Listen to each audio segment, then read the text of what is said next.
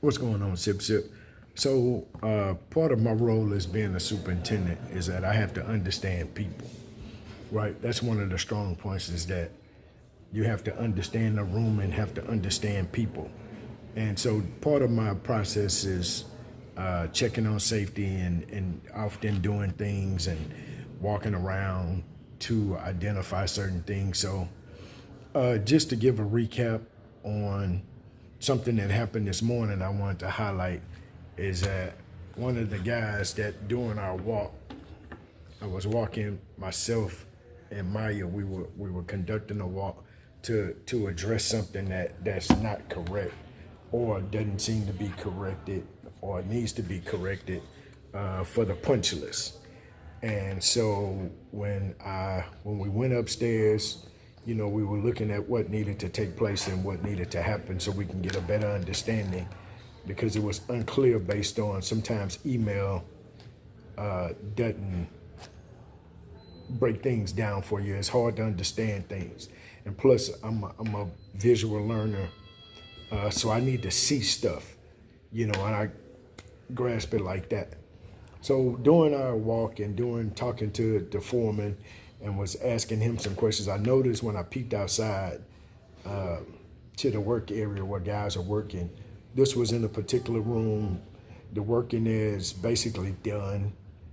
It's already been turned over basically to the owner.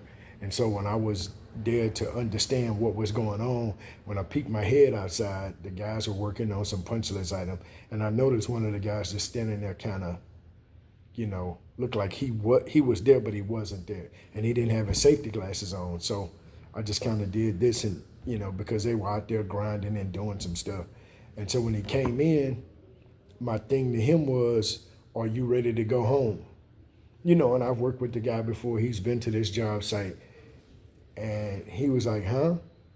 I said, are you ready to go home while I was doing this? He was like, And this thing was, you gonna send me home for that? And my thing is, yeah, I'm gonna send you home for that because I want to protect your eyes, especially with the guy grinding within, 6 feet of you. Yeah, I'll send you home for that. And then he said, oh, and he grabbed his glasses. He left them on the desk right there in the room that we in, and he put them on and he went back outside. And I was like, something must, and I could tell that something was off by just looking at his demeanor and his attitude, but nothing was said earlier today, doing our regular stuff. And so when I talked to Barry, the foreman, say, well, oh, he's getting ready to leave, in 30 minutes anyway.